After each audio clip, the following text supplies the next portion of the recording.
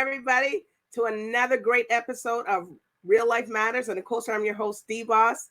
I was just dancing to my song. I like my music. So, and we have to you a special guest today. We got a Canadian singer-songwriter, and she's going to tell us a lot about what she's been doing and what she's been doing in the industry for a while.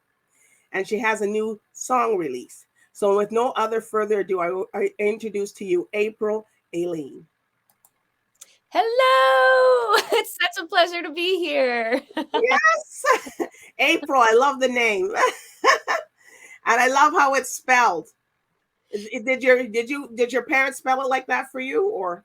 My mom did. So it was in a book that she was reading, and it's a Gaelic way of spelling it. I have like Irish in most of my bloodline.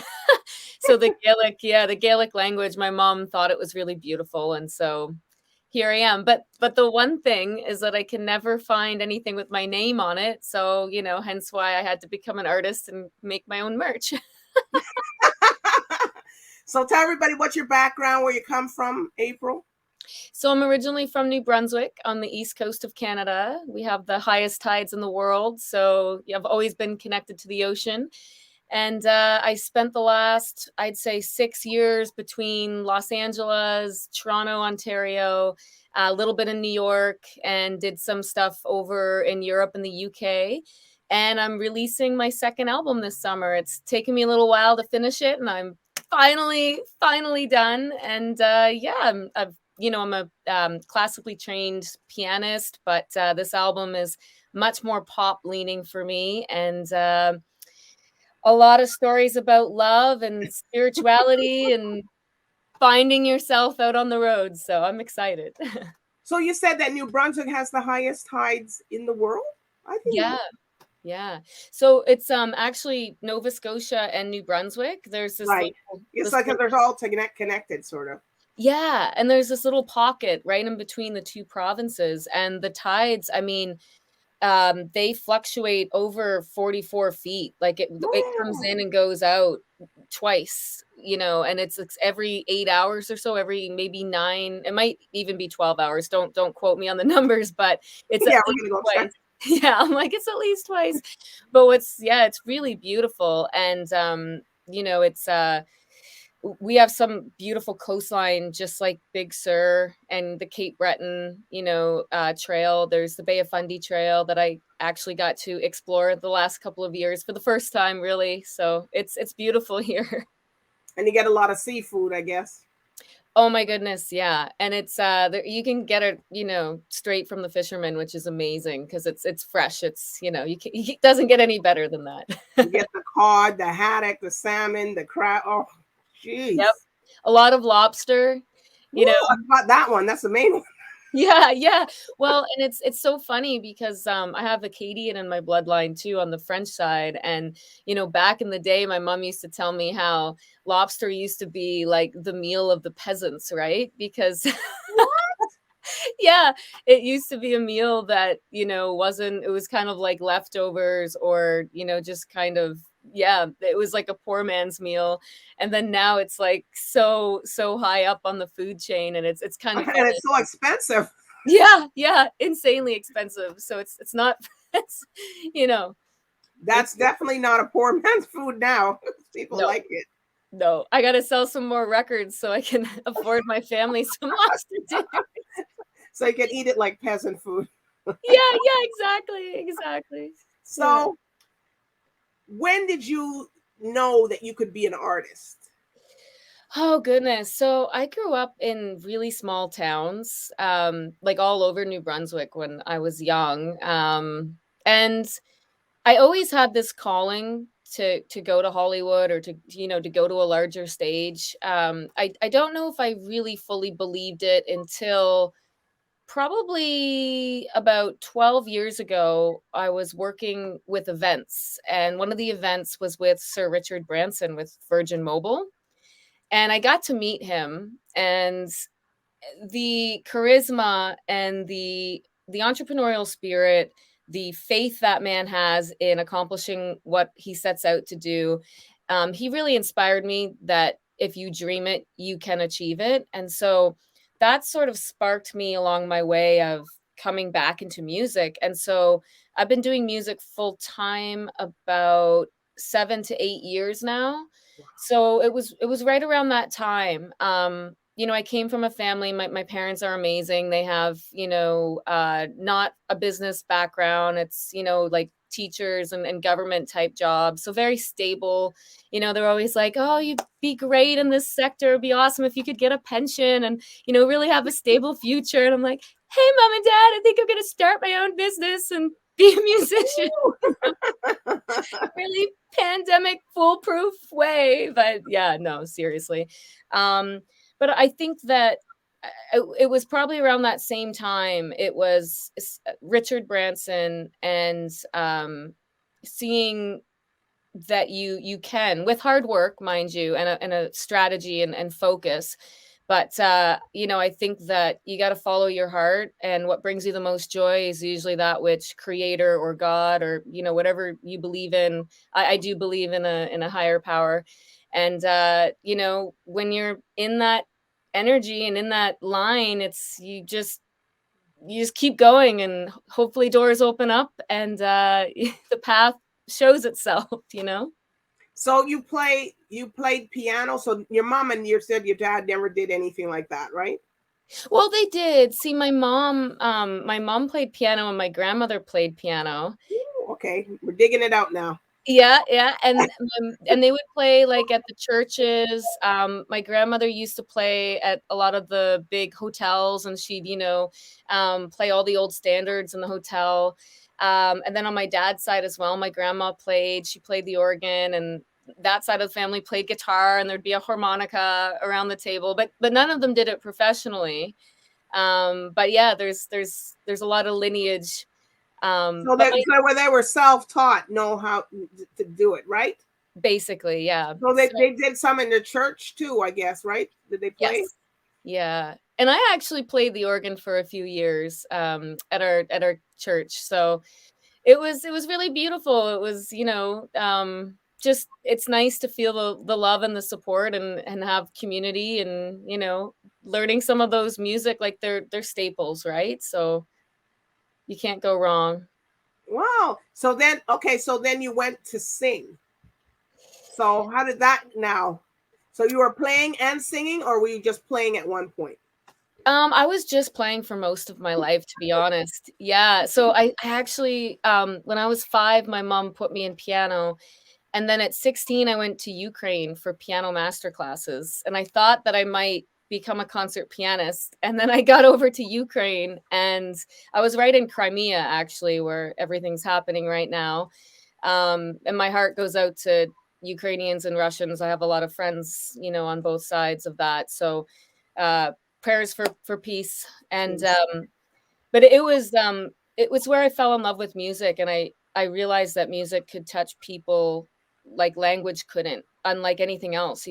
And at that point, I came back, and I realized that I didn't really have the study acumen to play 6 hours a day, like concert, classical music. And I started to realize that I wanted to write. And so it was in high school, my last year, I was so afraid of singing. Up until this point, I had never sang and was so afraid. And yeah, no, it's so I'm self-taught. I never really took lessons for my voice, but it was my biggest fear in my life, like paralyzing. I wouldn't even hum in the back seat of my parents' vehicle when I was like 12 and 13. I just like Mm. totally closed off. So but the writing, I had to write and get the message out there, within the songs. So it's morphed into now being a songwriter full time. Wow. So when you realized you could sing, so who you said, you know what, this girl can sing. It was my music teacher. I auditioned for the school play, which was a musical, and we were doing some of the Beatles songs. And I only auditioned just to get through the fear, because I was just like shaking. It was so bad.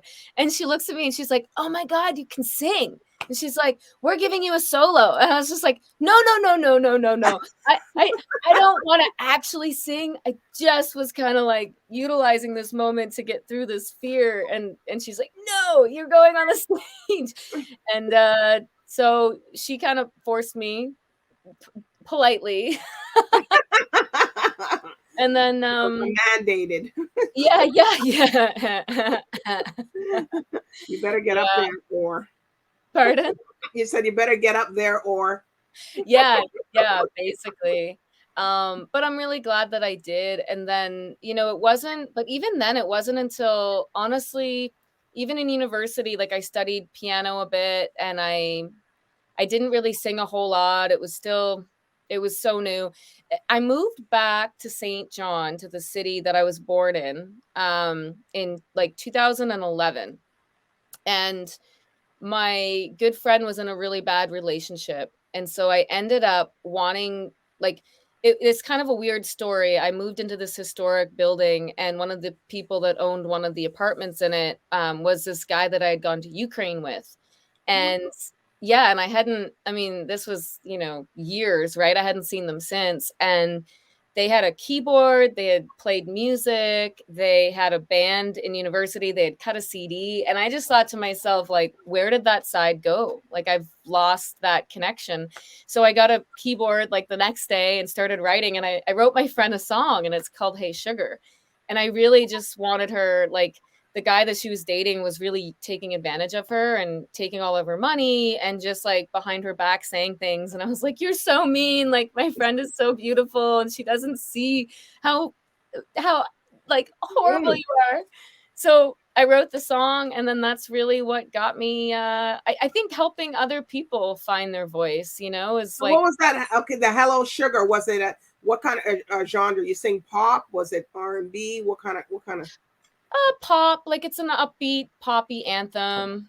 It's I'd say a little bit R&B. It's got a little bit of like an old school, because it goes, stand up, sing out, you're beautiful, there's no doubt, stand up.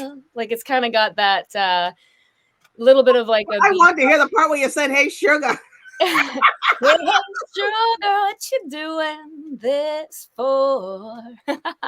It's on the verses. Yeah. Wow. So you just sat down. So what makes you just, where do you go think about these things? You just think, do you think of your songs when you're playing the keyboard, the piano, or do you just or you're sitting by the waves of the beach? What do you? All of the above. Sometimes no, like I had a dream this morning. I was like waking up, and I was like, I don't really want to wake up. And then there was this like really beautiful Frenchman in my dream that was telling me this thing about, I wrote it down, and there was like a melody, and I could hear the song in my dream. And so it was kind of, sometimes it comes through dreams. There's been a few of my songs that I've literally like heard, woken up right away, either recorded a voice note, or it was, not an obscene hour, and I could go right to an instrument and just start playing. So it depends. Sometimes I'll be in the car and I'll get inspiration. Sometimes I'll just sit down at the piano and just kind of let my body, I think having the freedom to not judge yourself and just see what comes out, and just allow yourself to be a channel. And I'll find that within like 5 minutes, a song has found its way, and like a melody has created itself in the framework. So it's interesting.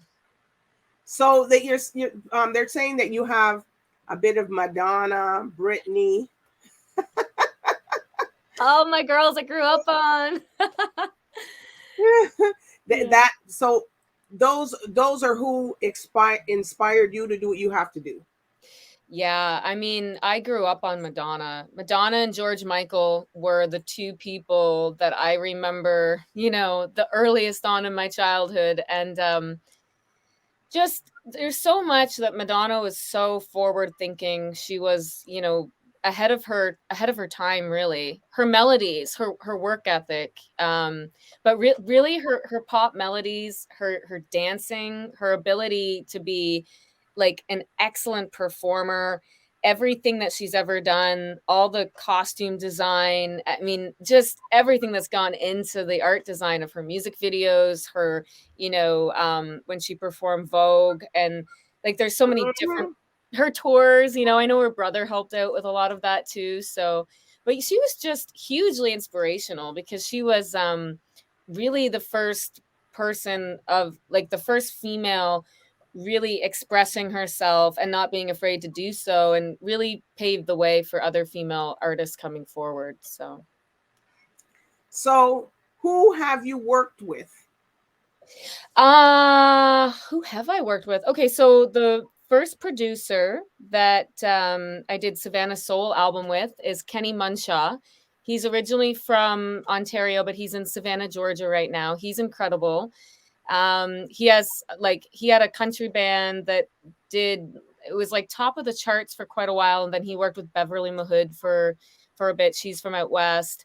Um, the guy that's currently mastering my album right now, his name is Fowler, FWLR, and he's signed to Monster Cat. He's on the EDM electronic side. And we have a couple feature songs that will be coming out on one of his next albums. And I've got an artist from the East Coast named Rich O'Coin. He's going to be featuring some of my vocals on one of his albums. And Maestro Fresh West and we're doing an interview tomorrow. He's actually in St. John, New Brunswick, and we've been discussing, doing a song together. I got to open up for Misha Brugger-Gosman this summer.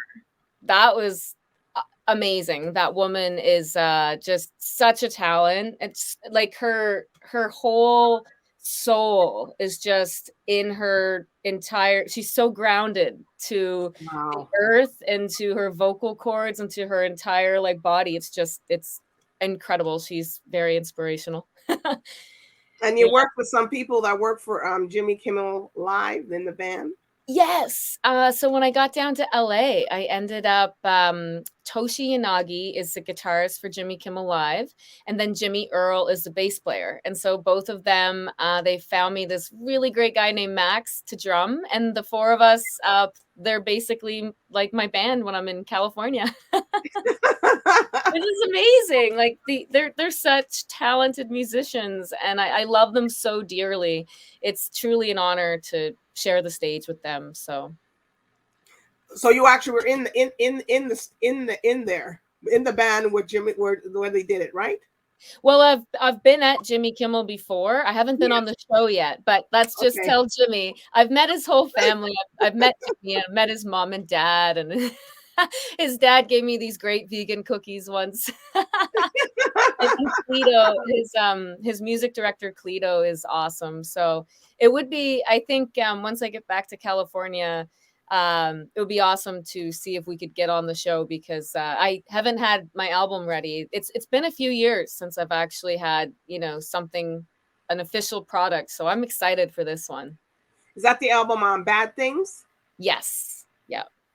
And why'd you name it that, Bad Things? Well, it's actually one of the songs on the album called Bad Things, and I love it. And it was going to be named something different. And then I realized when I went through all the songs that, there's some songs about sort of going through the shadow aspect of the self, accepting some of the wicked ways, accepting, and then even on a sexier side, realizing that like, so one of my songs is literally about like finding the love of your life and being so, overflowing with love because you've found your soulmate. And then the other song is kind of like, well, I don't know if I'm really interested. I'm just going to flirt a little bit, but like, I'm probably not like going to be interested in more. So just, I'm being sassy, but like, hello, goodbye, like, so there's kind of that playful side of humanity where, and sometimes we have our vices, it's like every now and then we want to just be a little naughty, but like not hurting anybody. But it's about love. So your music's like, well, love, in love, playing around. Yeah. Hey, sugar. Don't be... I know. So this album is taken a little time to put together, but that's okay because at least people know what to expect and it's gonna be good. Yeah, I'm so excited. Well, and it's a total rebrand. This is the first song I think that people will see from the album, and it's entirely different from all the music I've released in the past. So it's gonna be a fresh new look. I'm really excited. And what about Adele? How does she play in your thing? Oh, I love her. I love her vocal I range. like her too. Yeah. And her songwriting, I just think her songwriting is some of the best out there, like she's able to just have a simple piano in the background, and her emotional, it carries through her tone so well. And when I was first starting to sing, I could sing a lot in her range, so I would sing a lot of Wow! her music, and then with the piano. So it just, I was like, oh well, Ariana Grande doesn't work, but Adele works for me. So So what song do you sing that's almost in that range? well, I just learned that Easy on Me song. I just learned that one. So I started, I'll add that one in for certain events. And I used to do Rolling in the Deep and then Someone Like You. I think those are still my two favorite songs by her, to be honest. Okay. Yeah. Wow. So you can you can blow those notes. Well, I'm telling you, woo, it's good. I mean, I'm And not saying that I sing like her, but she inspired, you know what I mean? Yeah. Inspires you. Yeah. Yeah. Yeah. Inspires you. So who would you like to work with that you haven't? Oh man. So there's two people. I would like to perform a duet with The Weeknd. Ooh. And yeah, he's so good. He's one of my top favorites, I think. And then I'd like to songwrite with Lady Gaga. Now, whether she sings it or I sing it, or I'm just a songwriter that goes away into the abyss, I would just love to co-write with her, Something.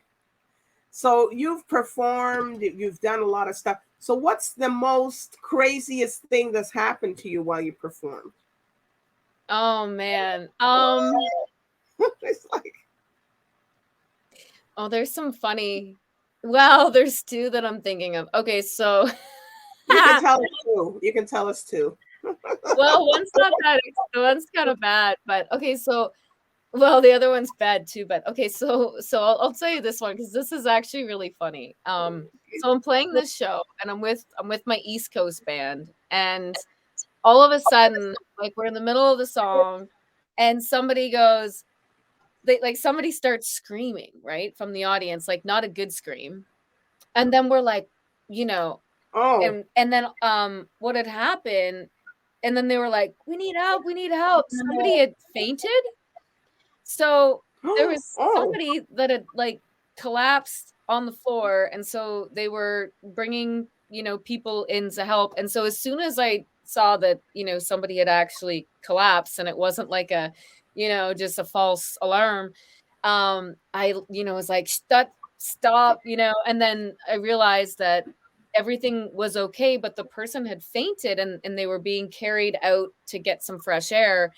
And so I just look at the guys. I'm like, well, I was like, it's going to be really awkward if we just stop playing music. So just pick a key and let's just vibe on some instrumental stuff softly. So like the person's not like alarmed that everything just went silent. And, so we're doing this for like 3 minutes until the person gets outside. It turned out, now get this. One of the I don't know if I should tell the details of the story, but somebody involved in politics had given somebody else at the concert a little bit of a pot gummy.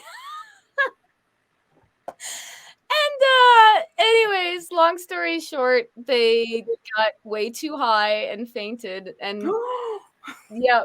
So they kind of overdosed. Yeah, but like it was just a tiny little bit, but you don't know what a tiny little bit to somebody, it's all depending on your body, right? Exactly. You never know. And so for the kids that are listening, just be careful with that kind of stuff. Do not take it. You never know. Exactly. Do not. Wait until you're 25 and above. until your brain's an adult brain, then you can, make proper decisions. And what's But yeah. number two? Oh, number two. Oh man. Well, God. I don't know if I should tell that one. They're not fun. It's okay. Maybe we'll just stick with that one. I mean, there's been some. I'm trying to think, like, there's, I love it when people just get up and start dancing and like just signs of love and like I play a lot of I used to play a lot of like more Valentine's Day and stuff like that, like romantic, like 3-course meal dinners and stuff, and just kind of like a private concert while people are eating. And I remember, like, just it's so lovely when people share their love stories with you, and like you're able to kind of connect with them. But I think that's probably I'll save that one as well. Well, I guess if they connected with you, that's all right. Exactly. It's awesome. Okay. But that's nice, that you've had all those environments that you've actually played in and actually been a part of, because some people are not even like, okay, you've been playing the piano and singing and with people having dinner and all those, because some people can't even get that. They're lucky if they get in the studio.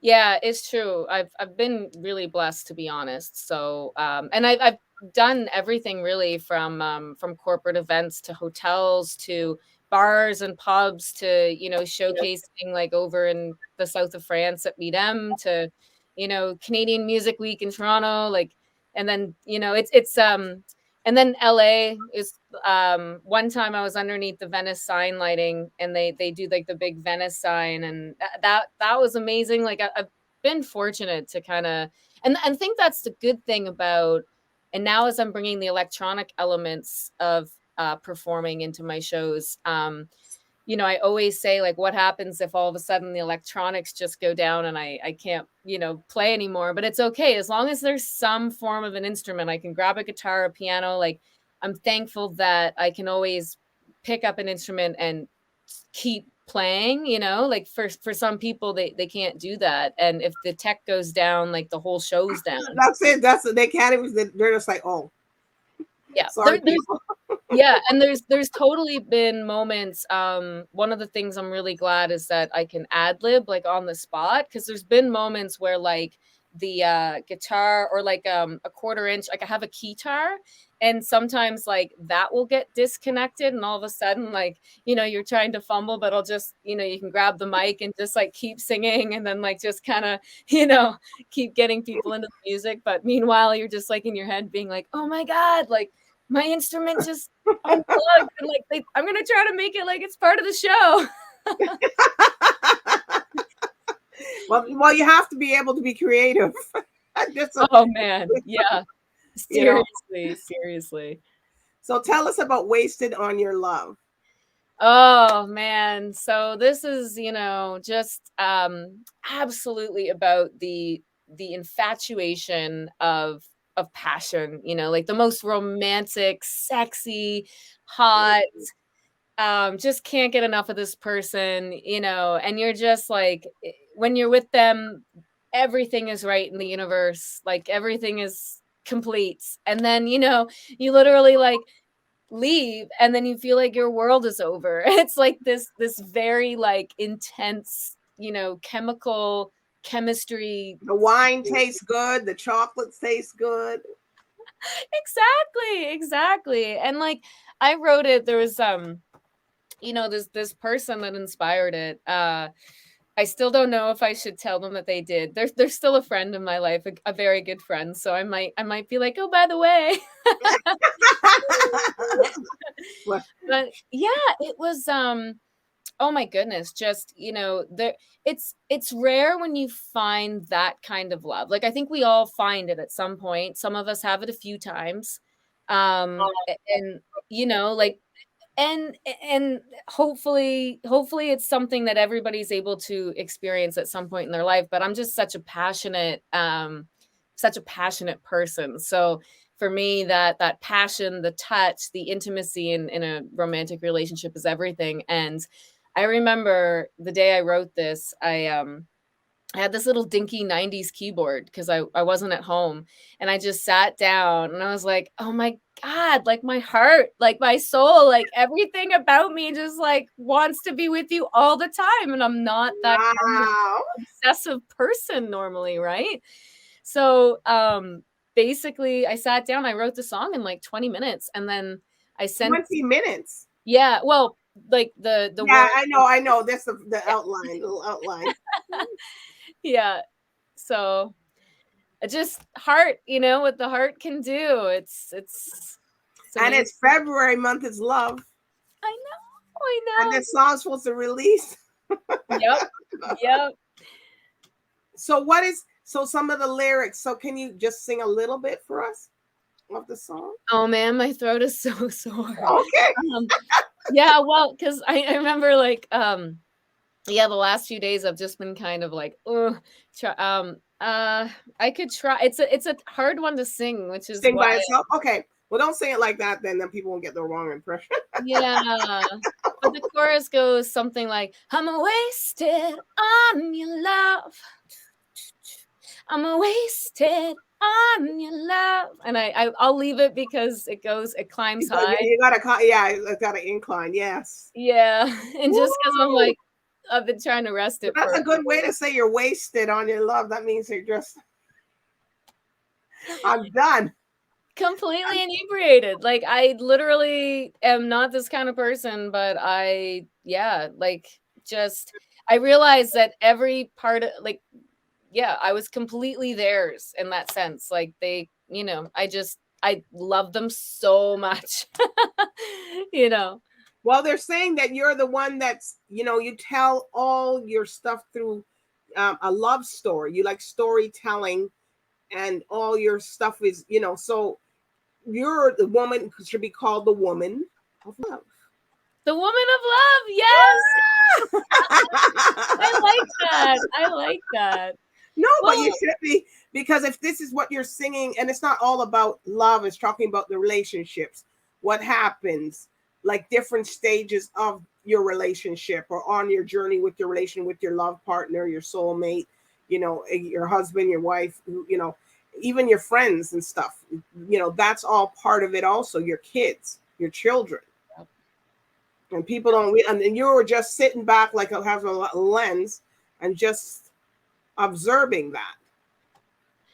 well, and love is so beautiful and it's also so complicated, right? Like there's so many emotions and I have this one song called Wicked Ways, and it's kind of talks on, that the anger and the darkness only really comes out, and for the most part, for most people, it's usually like that's coming out because something's happened to hurt them, and probably it was something that they loved hurt them, or something that they loved they felt was threatened, or that they were going to lose that person or that thing or that energy or idea of something, or again, survival. And our basic needs is to be warm and have food and hopefully have love, right? And so it's it's like all these things, but like I think that as humans, oh, okay, there we go. I think as humans, the majority of us are loving, and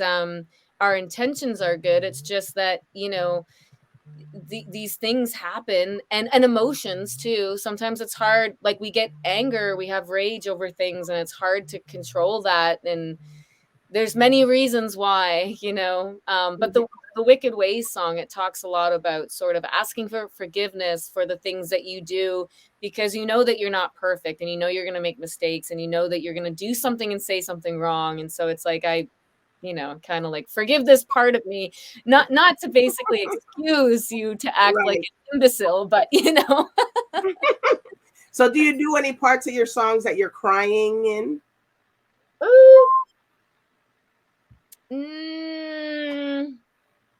Not on this album. Some people think that that's a good thing, be doing that crying thing in their albums. So yeah, I haven't. Not on this one. I was more in the like. that's how they make people start crying or something.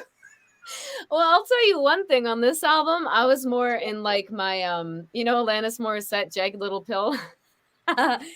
where she was a little bit more like a little bit, a little more attitude instead of the sadness, I'd say. Well, but like there's remorse and there's reflection and stuff like that, but yeah, not so much the sadness, but I do have some really sad songs that I wrote during the pandemic, so maybe that'll come after. Well, so what more can we expect from you, April? So I've got Wasted on Your Love that just dropped actually Friday the 11th. And then so this is gonna be promoted all over North America. I've got my team in the UK as well that are getting it out over there. And then the second single is gonna come probably, so what are we now? The middle of February. So by the end of March, early April, I've got another single. Again around the theme of love. You know what it's called yet or no? Yes, it's called Fall with Grace. And yeah, it's about Fall with Grace. Fall with Grace. So it's kind of funny how that happened. It was my it was a heartbreak song that originally sounded like a 1990s Celine Dion meets Sinead O'Connor, like, oh, my heart is like being ripped out of me right now. And then my producer in the UK was like, nah, mate, we gotta like, this could be the hottest like dance track. Let's take your pain and let's get people to dance to it. And I was like, okay. So yeah, so it's a really exciting tune. I love that song as well. And then I'll probably release the song Bad Things with the album. So that would probably put us at the end of May. And then I've got 2 East Coast Music Awards showcases slotted for early May.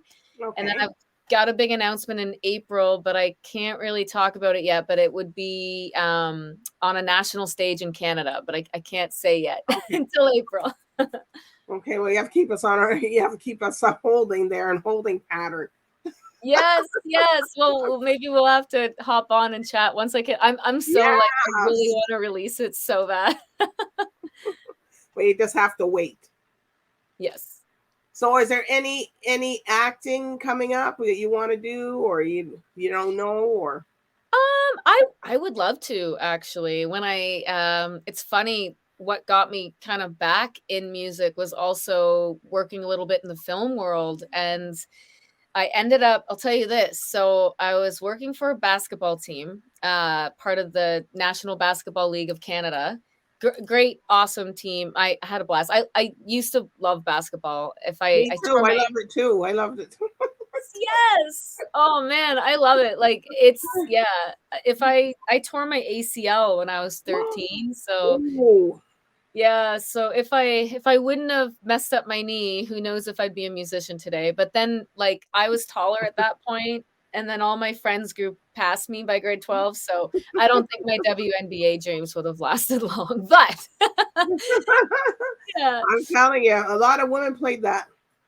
Oh man, it's I had so many slam magazines. It was hilarious. My you could not understand me as a kid. I had like Hanson on one side and then Kobe Bryant and then like it was hilarious. And I used to like videotape all those Lakers games. Oh my God. I know. Everybody watching everything. We'd be going out playing and stuff. I tell you, basketball and women, we just didn't get, now people are getting more opportunities. You're seeing the women being able to play ball and stuff. But we didn't really have like that, especially here in Canada. And then it didn't, it didn't go out. So, we're like, wow. So can something happen? I think so. It's taken a while. Well, one of my really good friends, she just started the Maritime Women's Basketball Association. So for all the East Coast of Canada, they have a league forming for women post college, basically post university.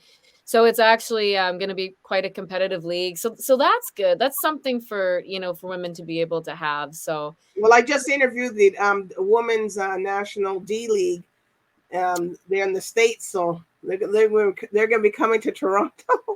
Oh, that's so some of these girls are better get your sneakers going. Oh man. such a midget now. Oh, you know, and they're probably gonna come and scoop up those girls, those people in Maritimes too, because they're doing it. Like I said, boy, if it could take me back a couple decades, it would be all right. oh, tell me about it, right? And it's a great organization. You know, they're mentoring, they're making sure so that you have a career or something going for you. Like even when you finish, you know, if maybe you can't play basketball that long and maybe you want to have children, that you have something that you could do when you stop playing. Yeah. Oh, that's awesome. Yeah, That's because so good. Yeah, yeah. Well, you can take us back. We're on the team. take me back. Take me back. We're going to try out. Well, I'll tell you what. You'll be doing like the hosting. Yes. And I'll be singing. We're singing in the background. Woo! We could have been there. We could have been there, but now we're here. And then you know what? It'll be really funny. They'll pass us each a ball, and we'll just like be.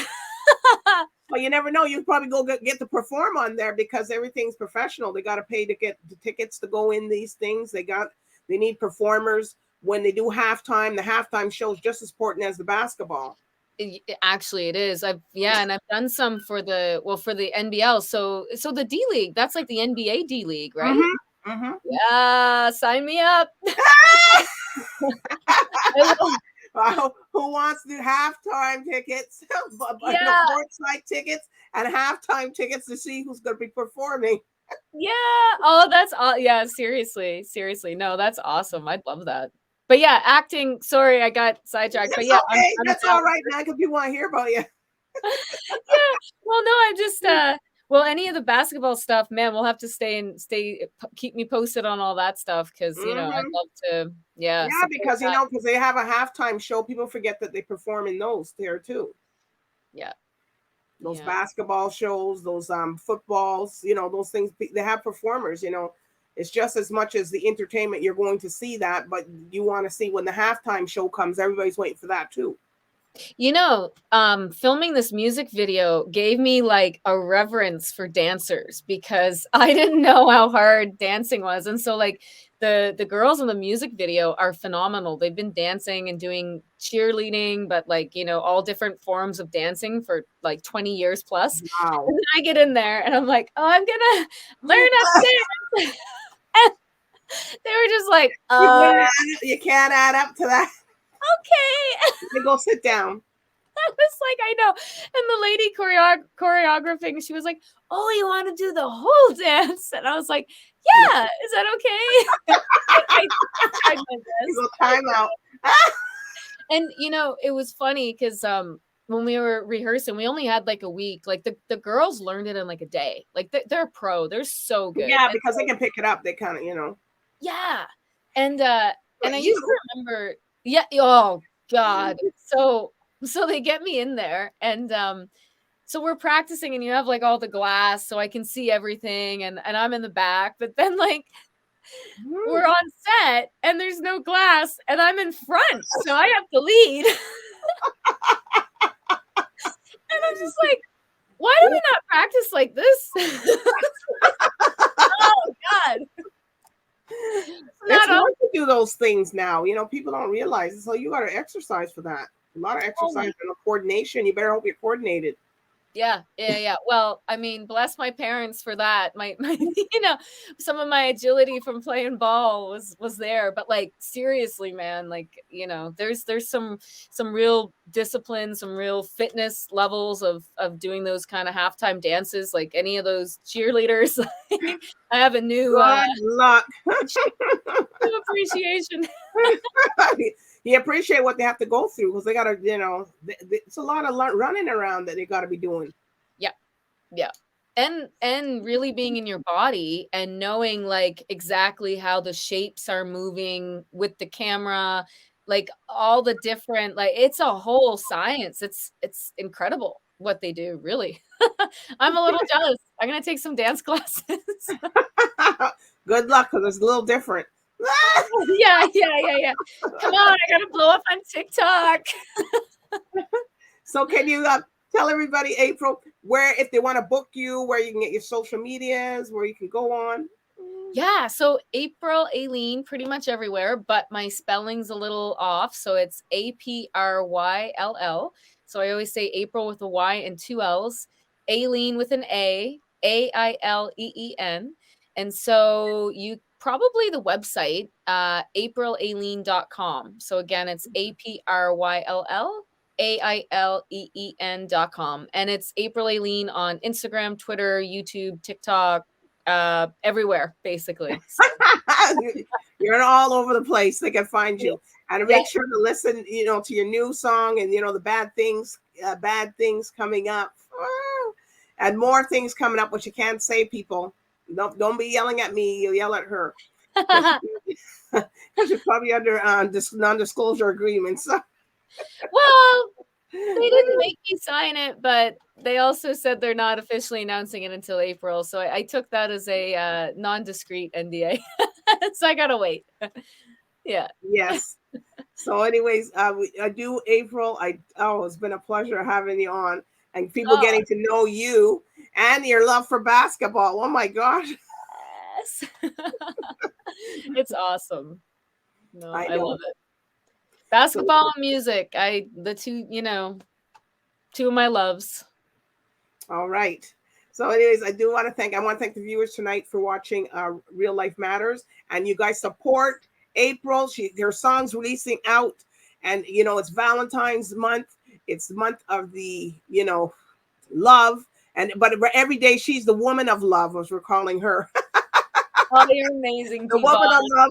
All her songs are about love and happiness and relationships and different things. So you guys go and listen to it, and you got a lot of time to listen to it all year round. So, anyways, thank you, April, for being on here.